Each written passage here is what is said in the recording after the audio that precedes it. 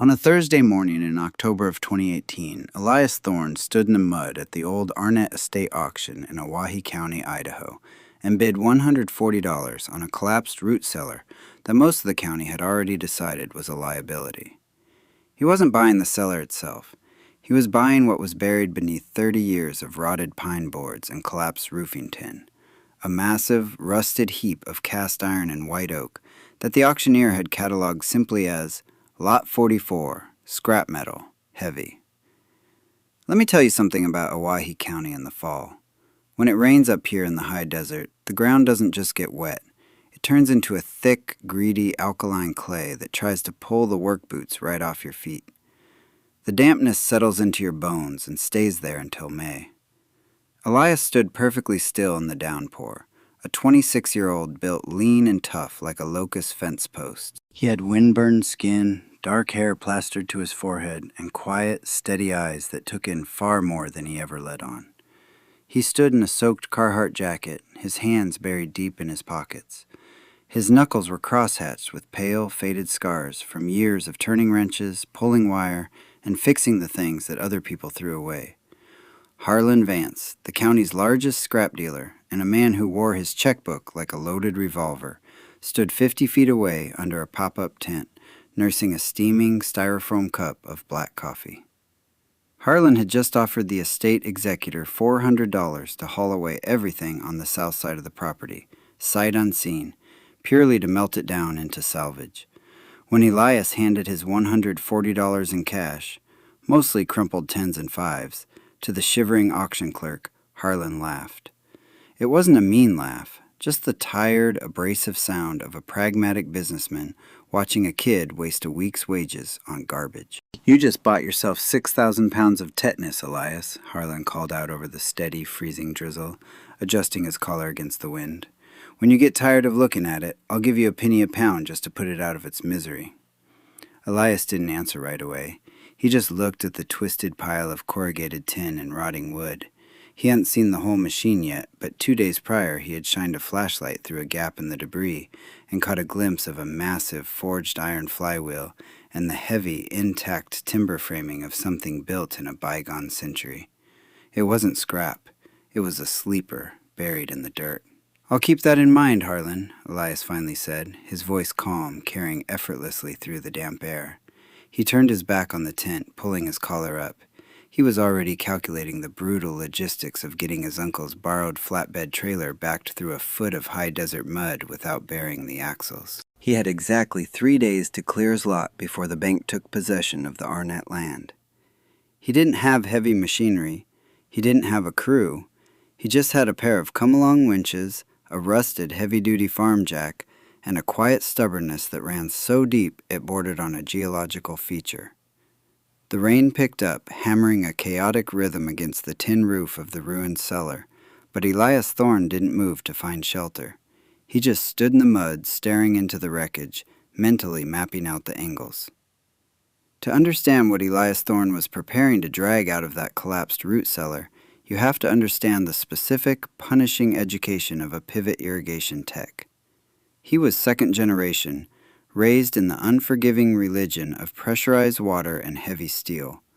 From the time he was 12 years old, his father would pull him out of bed at 3 in the morning and drive him out into the sprawling alfalfa fields. Out there in the pitch black, a quarter-mile-long center pivot would be dead in the dirt, throwing the farm's watering schedule into chaos. Together, they would have to swap out a blown, mud-caked gearbox, while the neighboring sprinklers rained freezing, mineral-heavy well water down the backs of their necks. That kind of cold teaches a boy patience. It teaches you how to feel a stripped thread with numb fingers, how to leverage your body weight against a breaker bar in the mud. Elias didn't just learn how to turn a wrench in those fields. He learned the secret language of metal. He understood wear patterns better than anyone in Owyhee County. You could hand him a ruined brass bushing, wiped clean of its sludge, and he would read it like a forensic report. He could run a scarred thumb over the polished groove of a bearing and tell you exactly how many hundreds of hours a machine had run past its breaking point, and whether the operator had even bothered to grease it properly in the last decade. To men like Harlan Vance, old machinery was just an equation. weight multiplied by the current commodity price of scrap iron. To Elias, it was frozen time. Every gouge, every rusted bolt, every stress fracture was a physical record of human labor, of seasons fought and lost. His peers spent their evenings at the local tavern, drinking draft beer and complaining about the price of diesel. Elias spent his at a battered pine desk, the stark blue light of a monitor washing over his wind-burned face. He scoured digitized agricultural archives, hunting down original patent schematics and black and white photographs of early industrial machinery. But his real obsession was tracking human attention. He spent hours analyzing granular video retention metrics on obscure tractor restoration channels, treating the data with the same analytical rigor he applied to a failing hydraulic pump. Elias would watch a 2-hour, long-form teardown video of a forgotten machine, keeping his eyes glued to the analytics graph. He studied the exact second the retention curve dipped, usually when a creator got bogged down in the minutiae of a stubborn bolt, and the moments the audience surged back. He recognized the universal truth in those dropping and climbing lines. The audience wasn't there for the technical specifications. They didn't fundamentally care about the rust or the dirt or the specialized tools. They cared about the resurrection. They wanted to witness something abandoned and dead brought violently back to life. Elias knew that if you understood the narrative of the machine, you could hold a viewer's attention indefinitely. That was the lens through which he viewed the world. When he looked down into the muddy grave of the Arnett Estate's root cellar, he didn't see 6,000 pounds of tetanus. He saw the beginning of a resurrection. Owyhee County in the fall of 2018 wasn't a place for sentimentality or historical preservation. It was a stark, wind-swept geography ruled entirely by brutal agricultural arithmetic. Out here, the margin between a thriving generational legacy and a quiet bank foreclosure was agonizingly thin. The local economy operated on a knife's edge. Alfalfa was trading at a flat $210 a ton, while red-dyed agricultural diesel had stubbornly climbed to $3.15 a gallon. You didn't farm with gut feelings or a sense of heritage anymore. You farmed with spreadsheets, yield projections, and statistical probabilities. The vast, dusty fields that stretched out toward the Snake River were no longer worked by calloused hands on open-cab tractors. They were dominated by $250,000 behemoths, massive, climate-controlled green and red machines that guided themselves via satellite, tracking their paths on digital monitors with millimeter precision. To the men who held the deeds in this county, efficiency was the only religion that mattered. The equation was universally understood. You either leveraged yourself to the hilt to buy into the sterile perfection of modern automated agronomy, or you went bankrupt. The older generation, men like Elias's father, had learned this ruthlessness through sheer necessity. They were the hardened survivors of the 1980s farm crisis, a bleak decade of skyrocketing interest rates and plummeting land values that had stripped every ounce of romance out of agriculture. Surviving that era had fundamentally rewired their brains. They had watched their neighbors get auctioned off by the bank, piece by piece, and the lesson they took away was absolute pragmatism. To them, a piece of equipment was nothing more than a depreciating asset, useful only for the immediate labor it could provide. There was no room for patience when a crop was dying in the field. If a combine header snapped or a critical well pump failed in the middle of a July heat wave, and it was going to take more than 3 days to source the replacement parts, you didn't coddle the machine. You didn't waste precious daylight trying to coax it back to life. You unhitched the iron, dragged it to the edge of a scrub brush ravine with a heavy logging chain, and you pushed it over the ledge to rust in the sagebrush. Then you drove straight to the dealership in town and signed your life away on a new credit line. Survival meant cutting your losses without a second thought. In this relentless, forward-marching world, nostalgia was considered a dangerous liability. It was a soft indulgence, a luxury strictly reserved for weekend hobbyists who didn't have to sweat a balloon mortgage payment on 800 acres of dryland dirt. History wasn't something to be revered. It was an obstacle you plowed under to make way for the next cash crop. The county's past was quite literally rotting in the ditches and collapsing in the barns, completely invisible to men who were too busy watching the commodities market to look down. Elias lived entirely immersed in this frantic ecosystem, keeping their automated pivots running so they could hit their margins. But his mind lingered in the ravines. He knew what the rest of them had chosen to forget, that the slick, satellite-guided future they were all racing toward was buried in the discarded iron of the past. It took Elias, his older brother Marcus, and a rented 10,000-pound winch 3 grueling hours just to drag Lot 44 out of its muddy grave and onto a reinforced tilt-deck trailer. The winch cable hummed with terrifying tension, and the trailer's axles groaned under the dead weight. When they finally backed the load into the Thorne family shop, the enclosed space instantly filled with the sharp, sour smell of stagnant water and decaying pine. For the next 4 days, Elias lived inside a yellow, waterproof slicker. He stood in a growing lake of sludge, blasting 30 years of Oahe mud off the frame with an industrial power washer. Layer by layer, the anonymity of the thick clay washed away, revealing the machine's true skeleton. What emerged under the harsh, flickering, fluorescent shop lights was a leviathan. It was an industrial fanning mill, a mechanical seed cleaner used by late 19th century agrarians to separate lightweight weed seeds and chaff from premium crop seed. But the scale of this thing was staggering. It stood 7 feet tall on a 6,400-pound frame of solid, poured cast iron. The massive flywheels weren't just functional. They were cast with intricate, swirling Victorian scrollwork. Yet, as Elias crawled over every inch of the cold metal with a wire brush and a flashlight, he couldn't find a single manufacturer's mark. There was no stamped steel plate, no patent number, no brass foundry tag. There was, however, one anomaly. Tucked tightly behind the primary blower housing, bolted directly to the iron chassis where no farmer would ever look, was a heavy brass cylinder. It was sealed shut, its threads fused by decades of quiet oxidation. Elias didn't hesitate. He clamped a heavy iron pipe wrench onto the cap, fired up his acetylene blowtorch, and applied slow, methodical heat to the joint. He waited until the old brass groaned, expanded, and gave way with a sharp crack. Inside the tube, wrapped tightly in a perfectly preserved sheath of oiled cloth, was a small, leather-bound builder's log. The paper was stiff and brittle, but the ink from the 1890s remained crisp. Sitting on an overturned plastic bucket, Elias carefully turned the fragile pages. The log detailed the engineering of a revolutionary dual-screen agitation system, sketching out mechanical tolerances that were decades ahead of their time. But it was the final page that brought his breathing to a halt. There, written in exact, looping cursive, was a strange, fragmented biographical entry penned by the inventor. 18 years passed after his 40th. He was 53 years old.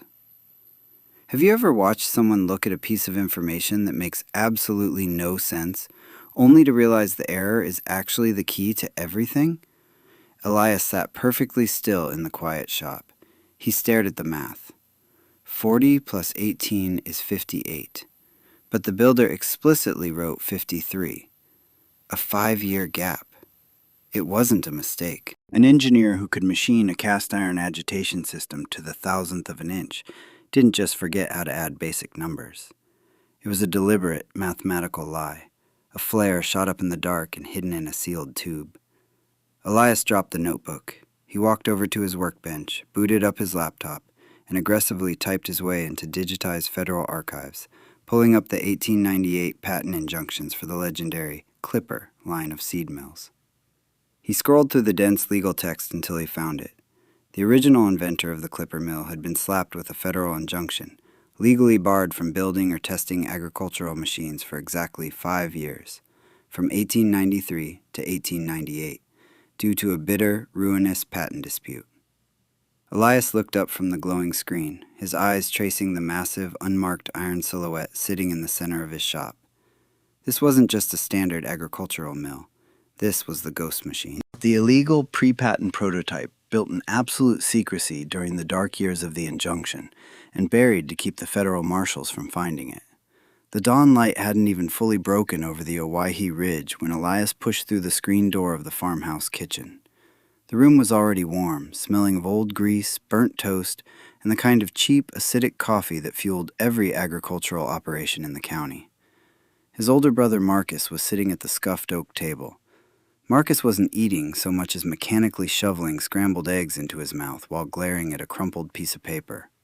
He had the permanent, tight-jawed look of a man who spent his life waiting for the next piece of expensive machinery to fail. Right now, it was an invoice Elias had foolishly left sitting next to the toaster the night before. Marcus dragged his thumb over the line item, his eyes narrowing in the harsh overhead light. He didn't look up when Elias walked to the counter and poured himself a mug of coffee. $840, Marcus said. His voice was a low, dangerous rumble that cut right through the quiet kitchen. For custom Babbitt bearings? He finally looked up, dropping the invoice onto the table like a toxic rag. Elias, we've got 3 irrigation pumps down in the south field that are throwing fault codes right now. The alfalfa is drying out, and you're sitting here trying to spend $1,000 on a pile of scrap you dragged out of the mud for $140? Explain it to me. What is the business model here? Marcus wasn't being deliberately cruel. He was panicking in slow motion, the way all farmers did when the margins got tight and the weather turned dry. He couldn't see the ghost machine. He only saw the bottom line. Elias didn't flinch. He didn't get defensive. He just set his coffee down, walked over to his work bag, and pulled out a thick, heavy stack of paper. It was a printed, 30-page PDF document he had compiled in the dead of night, detailing the 1898 patent injunctions, the court transcripts, and the mechanical blueprints he'd pulled from the federal archives. He dropped the heavy stack of paper directly onto the table, the sharp smack rattling Marcus's coffee mug. The business model is provenance, Elias said quietly, leaning his hands on the edge of the table. Marcus stared at the document, his brow furrowed, refusing to touch it. If this is what I think it is, Marcus, it's not just an old fanning mill, Elias pressed, his voice tightening with a rare, desperate urgency. It's the missing link in American agricultural mechanization. This is the machine that proved high-speed seed sorting was actually possible, built illegally during a federal injunction. It's not scrap. It's history. Elias took a breath, meeting his brother's exhausted gaze. I just need the back bay of the shop, 6 weeks, and a $1,000 budget. That's it. I'll pull double shifts on the irrigation pivots. I'll fix the pumps tonight. Just give me the back bay. The kitchen went dead silent, save for the rhythmic hum of the refrigerator. Marcus looked down at the title page of the PDF, staring at the dense legal text from 1898. He rubbed his temples, feeling the crushing weight of the farm, the weight of his brother's bizarre obsession, and the undeniable reality that Elias was the only tech in the county who could keep their modern pivots running. Marcus exhaled a long, defeated breath. He pushed his plate away and slid the parts invoice back across the table toward Elias. 1,000, Marcus said, his tone turning into cold, absolute granite. Not a penny more. You fix those pumps by tomorrow morning. And listen to me carefully, Elias. If that pile of iron is still sitting in pieces in my shop by Thanksgiving, Harlan Vance gets it for scrap, and I'll drive it to the yard myself. You do not keep secrets in a county that only has one auto parts store. The Napa in Homedale was a low, cinder-block building with yellowing linoleum floors and aisles packed tight with hydraulic fluid, spark plugs, and heavy-duty grease. It functioned less as a retail establishment and more as the central nervous system for local gossip. If a man's tractor broke down on Monday, the cashier knew about his pending bank loan by Tuesday. Elias stood at the scuffed laminate counter, entirely tuning out the ambient chatter of the store. He had an oversized, grease-smudged industrial parts catalog splayed open in front of him, his calloused index finger tracing down columns of microscopic text. He was attempting the impossible, trying to cross-reference the tension specifications of a modern, commercially available drive system to fit a 125-year-old wooden pulley. When Elias tried to solve a mechanical problem, his mind didn't use words. It used highly detailed, high-contrast imagery. He would stare off into space and generate a precise visual model of the machine in his head, specifying the exact angle of the brass fittings, the harsh lighting hitting the poured cast iron, the framing of the internal gears turning in perfect synchronization. He was doing this now, visualizing the heavy white oak of the fanning mill's chassis, imagining a rigid belt snapping taut across the pulley. The heavy glass front door chimed, and the distinct, overpowering scent of raw diesel fumes and stale cigar smoke rolled in. Harlan Vance didn't just enter a room, he occupied it. Harlan's heavy work boots thudded against the floorboards as he bypassed the aisles and made a direct, purposeful line for the counter. 3 older farmers loitering near the complimentary coffee carafe immediately stopped talking and turned to watch. The auto parts store had suddenly become a theater, and Harlan was ready to perform. "Here you're trying to polish a turd over at your dad's shop, Elias," Harlan said, his voice booming uncomfortably loud in the cramped space. He leaned a heavy elbow on the counter, deliberately invading Elias's personal workspace. Elias didn't flinch. He didn't even look up. He just calmly flipped a thin paper page in the catalog. Harlan smirked, glancing back over his shoulder at the farmers by the coffee pot to ensure he had his audience captive. "You know, I got a guy down in Boise who buys cast iron for ornamental garden weights. Rich folks who want their yards to look rustic. I can probably get you $200 for it right now. Cash. Save you from bankrupting your brother over a pile of junk." The farmers chuckled softly, a low, collective murmur of agreement. Everyone in the room knew the Thorne brothers' margins were razor thin this season. They all thought the younger Thorne was losing his grip on reality. Elias finally paused. He didn't tense up, and he didn't rise to the bait. He simply pressed his finger against a part number in the book, closed the heavy cover with a soft thud, and looked up, meeting Harlan's mocking gaze with dead, flat calm. "It needs a 4.25-inch flat leather drive belt, Harlan," Elias said quietly, his voice lacking even a trace of defensive anger. "You don't put modern rubber on an 1893 prototype. The friction coefficient is wrong for the agitation cycle." Harlan snorted, shaking his head in theatrical disbelief. "Prototype, right. You kids watch way too much reality television."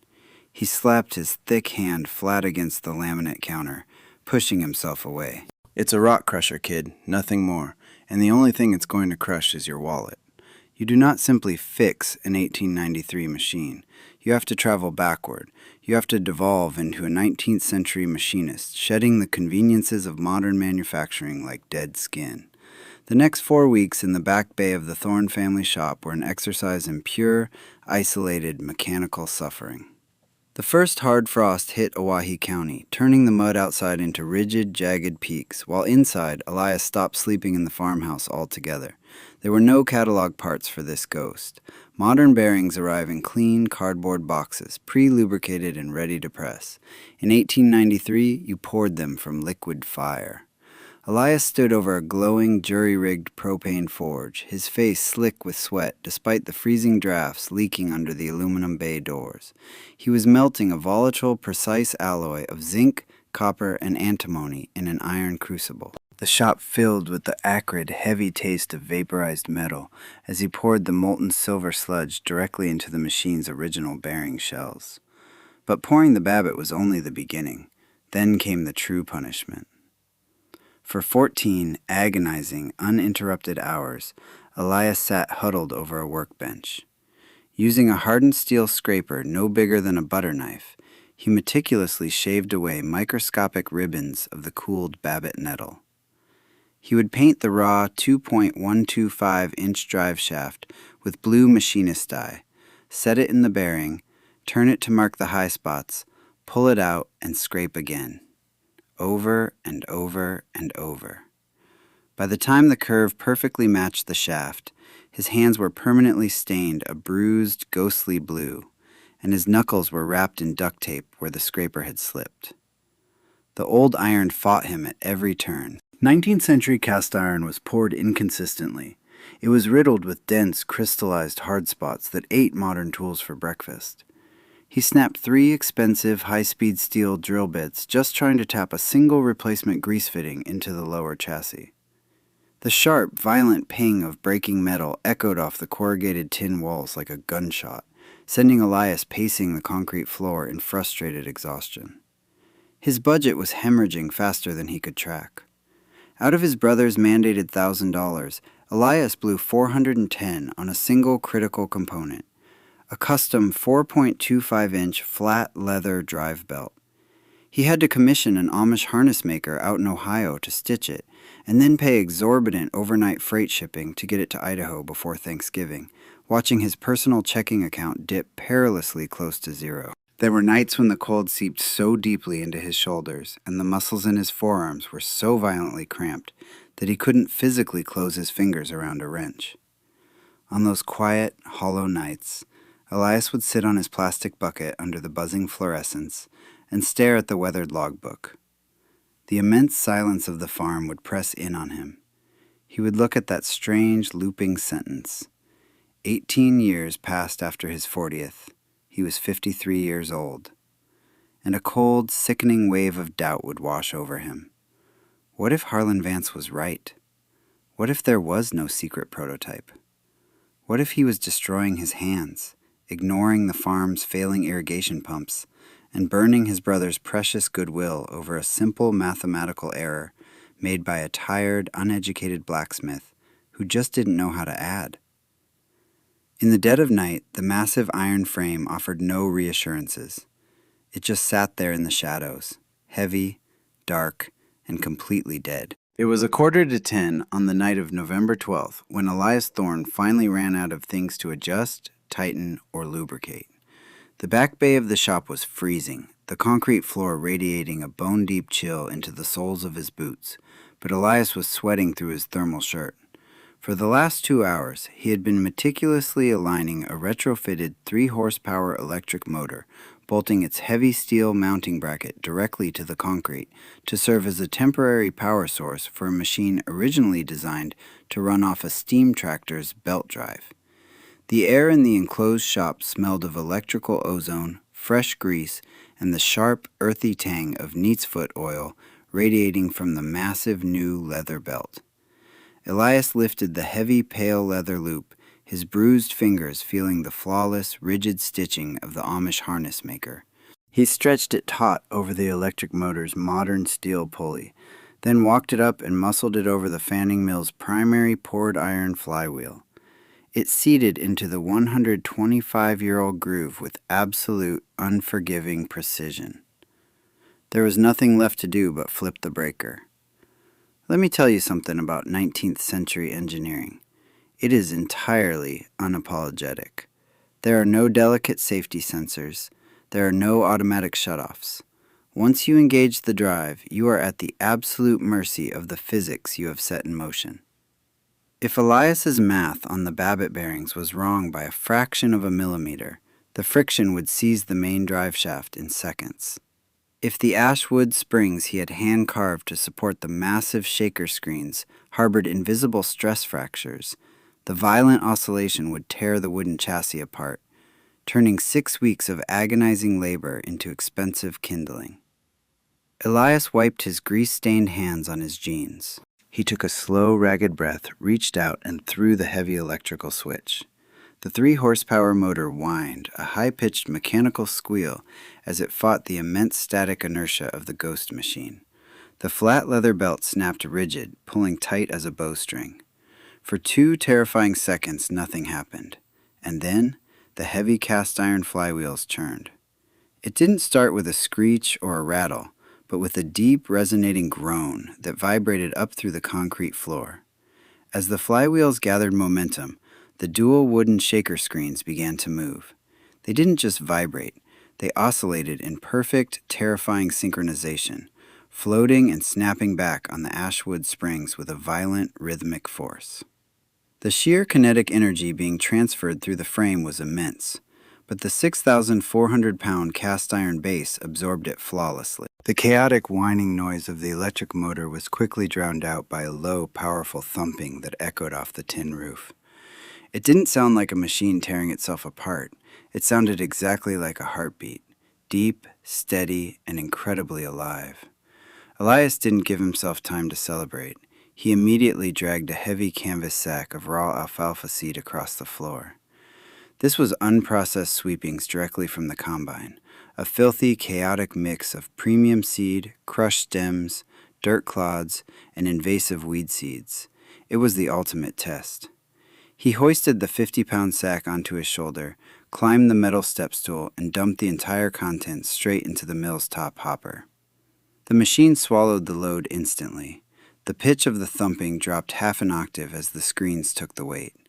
Inside the wooden housing, the agitation system ripped the material apart, shaking it with blinding speed while the primary blower unleashed a localized hurricane. A massive, choking cloud of ancient dust and pulverized chaff blasted out the rear exhaust port, coating the shop and Elias in a thick, gray film. But Elias wasn't looking at the dust. He had scrambled down and was kneeling on the concrete by the lower catch bin. Out of the final wooden chute poured a steady, liquid stream of flawless, golden-green seed. Elias thrust his bare, blistered hands into the cascading flow. It felt like cool sand. There were no stems. There was no dirt. There wasn't a single black speck of weed seed to be found. The machine wasn't just separating the crop. It was purifying it. Elias didn't sleep that night. At 8 o'clock the next morning, he was standing in the brightly lit lobby of the County Agricultural Extension Office in Marsing, holding a sealed mason jar of the processed seed. The resident agronomist, a perpetually tired man named Miller, poured Elias's jar into a state-of-the-art digital optical sorter. He tapped a few keys, waited for the Wazer analysis to finish, and frowned at his monitor. He ran the diagnostic again, then slowly turned his swivel chair to look at Elias. "Where did you say you ran this, Thorne?" Miller asked, his voice entirely devoid of its usual bureaucratic boredom. "Just some equipment I have at the shop," Elias lied smoothly, keeping his hands jammed in his jacket pockets. "Why?" Miller shook his head, staring at the printout. Elias, a $250,000 modern rotary cleaner on its best day, dialed in by a factory tech, struggles to hit 99.5% purity. This sample just tested at 99.98. The agronomist looked up, genuine bewilderment in his eyes. "This isn't just clean. I didn't think you could physically do this without a laboratory." Proving that the iron could still do the work was one thing. Proving its soul was another entirely. A working machine is just a tool. A verified prototype is history, and history requires an audience that knows how to read it. In early December, the frozen gravel of the Thorne family driveway crunched under the tires of a spotless, rented silver sedan. Dr. Elias Sterling, the chief curator of agricultural technology from the Smithsonian Institution, stepped out into the biting wind. He was a man built for climate-controlled archives, wearing a tailored wool overcoat and a pair of thin leather gloves, looking entirely out of place against the backdrop of rusted tractors and mud-rutted fields. Dr. Sterling was a skeptic by trade and by temperament. He did not care about the 99.98% purity test that had baffled the local agronomist. Performance meant nothing to a man who dealt in provenance. When Elias led him into the back bay of the shop, the curator didn't say a word. He simply opened a small velvet-lined briefcase, extracted a jeweler's loupe and a set of digital micrometers, and went to work. For 2 agonizing hours, the shop was dead silent, except for the sharp, metallic slide of the calipers and the curator's measured breathing. Dr. Sterling crawled over the massive fanning mill with forensic intensity. He checked the pitch of the screw threads. He rubbed a gloved finger over the microscopic grain of the ash wood springs. He shined a high-intensity penlight into the deepest, darkest crevices of the poured cast iron, hunting for foundry marks. Elias sat on his overturned plastic bucket in the corner, nursing a lukewarm cup of coffee, letting the academic look for ghosts. Finally, the curator stepped back. He pulled off his gloves with a soft snap and neatly folded them.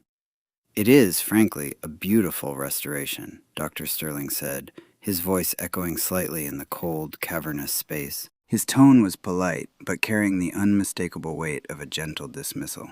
The craftsmanship you've applied to the Babbitt bearings is impeccable. However, the Clipper Company simply did not introduce this specific dual-screen geometry until their 1901 production run. What you have here, I suspect, is an exceedingly well-made 1904 knockoff, local perhaps, built by a very talented imitator who saw the real thing and tried to replicate it. He offered Elias a practiced, apologetic smile. As a museum display piece, it's worth perhaps $4,000 or $5,000. Elias didn't argue.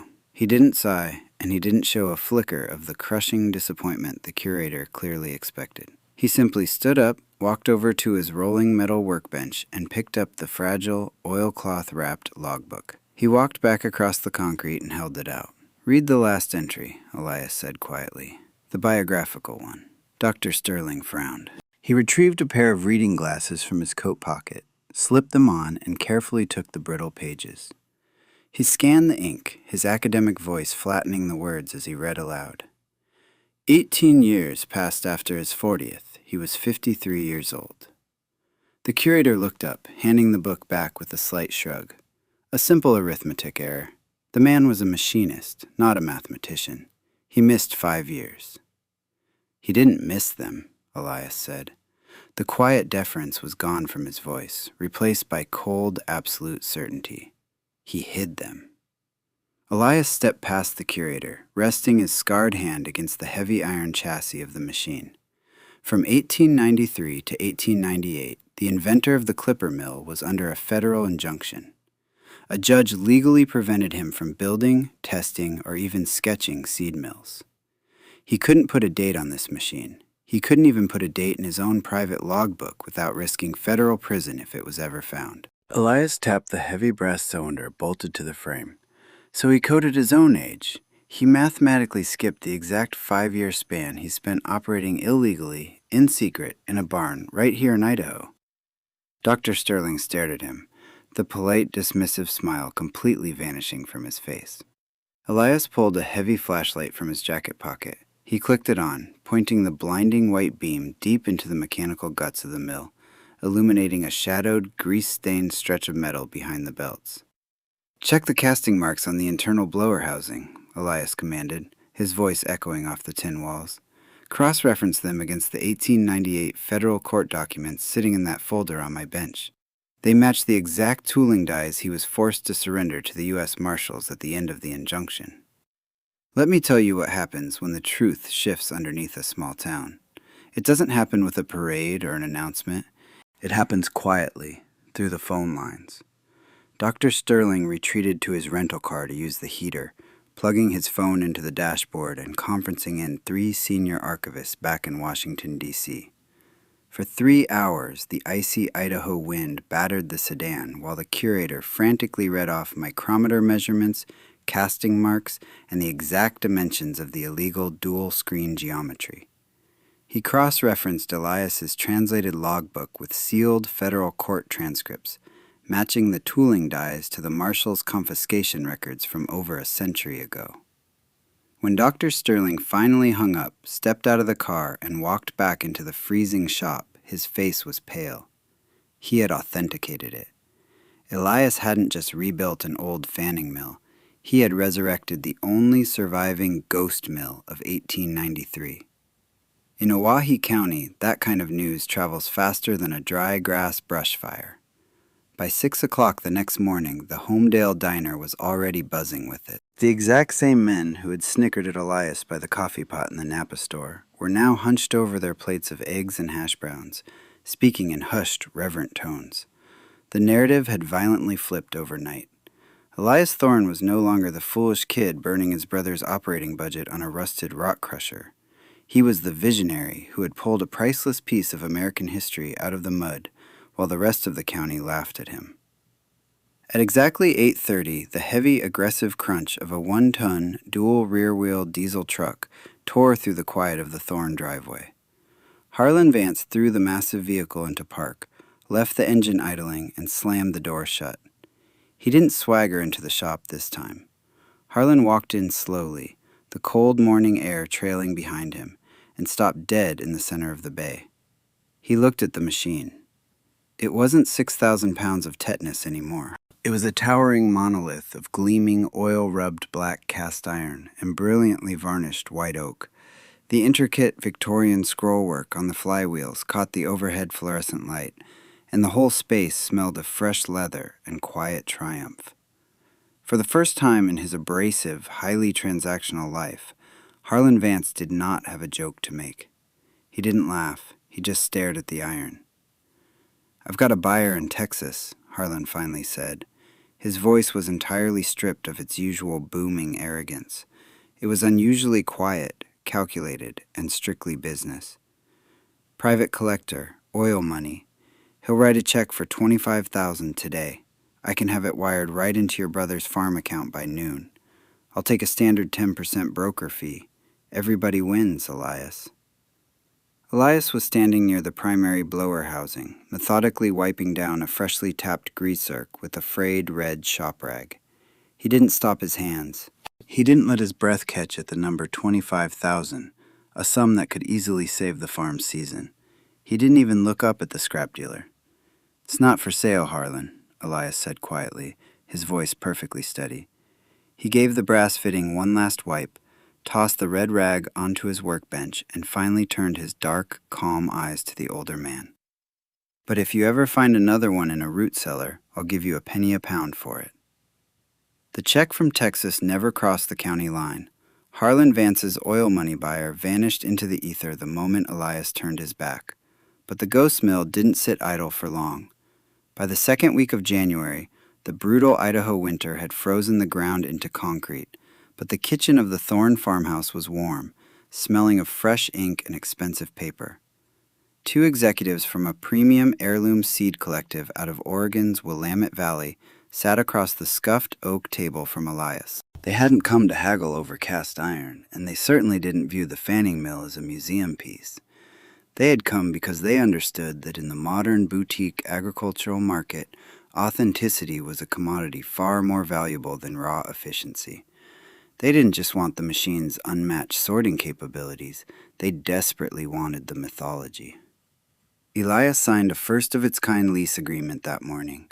The Oregon company agreed to pay him $18,500 a year, strictly to lease the mill's operating time for their elite small-batch heritage seed runs. The 1893 Ghost Mill became the literal face of their brand, its black iron silhouette stamped onto glossy catalogs, burlap shipping sacks, and artisan packaging across the Pacific Northwest. They were paying for the right to tell their customers exactly how their seed was purified.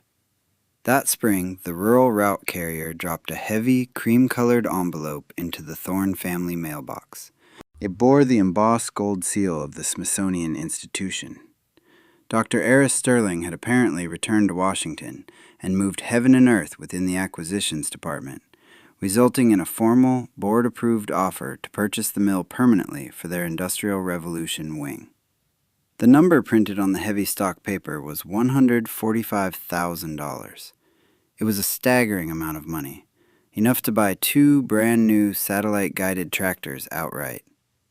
Elias read the meticulously typed letter, folded it carefully, and left it sitting flat on his workbench. He used it as a coaster for his coffee mug for the next 3 years. You don't sell the soul of your operation to a museum when it's just waking up.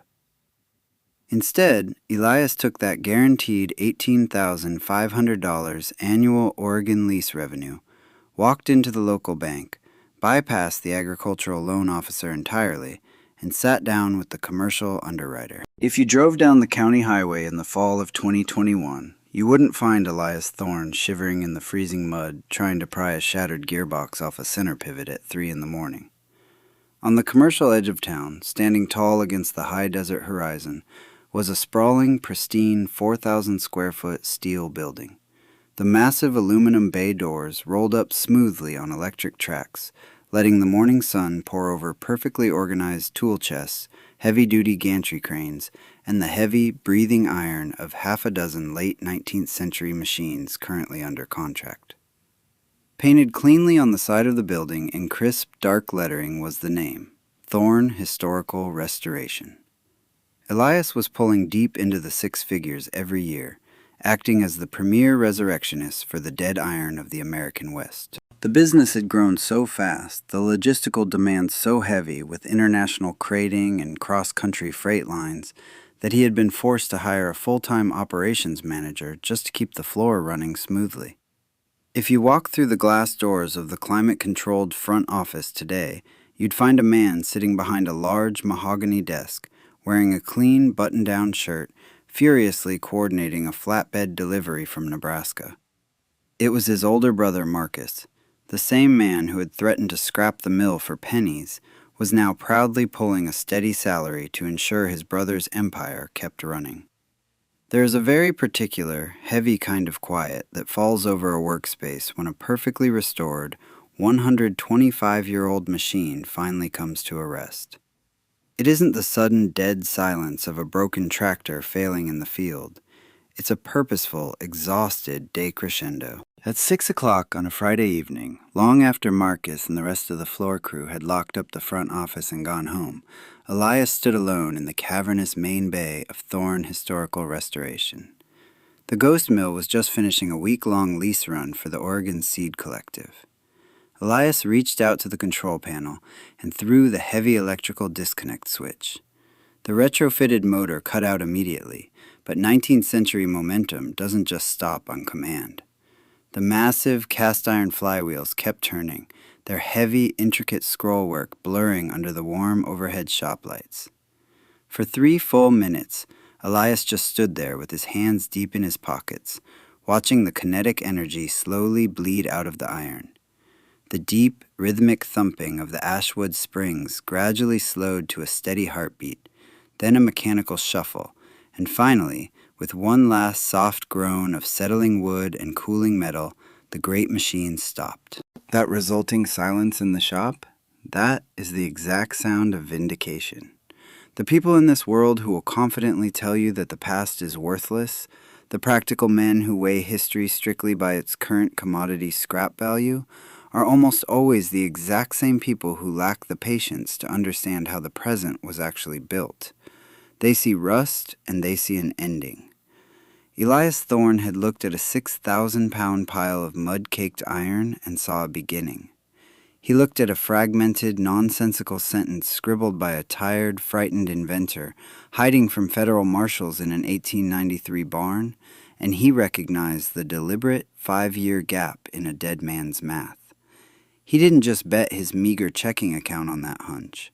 He spent his time, his physical health, and the last shreds of his local reputation on a gamble that every single pragmatic mind in Owyhee County had confidently called a fool's errand. He endured the freezing rain, the blistering heat of the propane forge, and the mocking laughter of the old guard, all because he believed that the men who built the agricultural bedrock of the country weren't obsolete. They were just waiting to be remembered. And he won. He didn't just win a business empire, he won the argument. Elias grabbed a clean rag from his workbench, gently wiped a smudge of oil off the gleaming brass cylinder bolted to the fanning mill's frame, and killed the overhead lights. The massive silhouette of the ghost mill faded into the shadows of the shop, resting peacefully until it was needed again. You might not have a buried fanning mill in your county, but the landscape is full of ghosts waiting for someone to pay attention.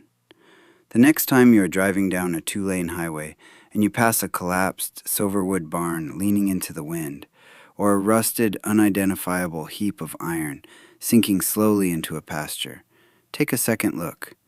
Don't just dismiss it as a liability. Junk is just history that nobody has bothered to read yet.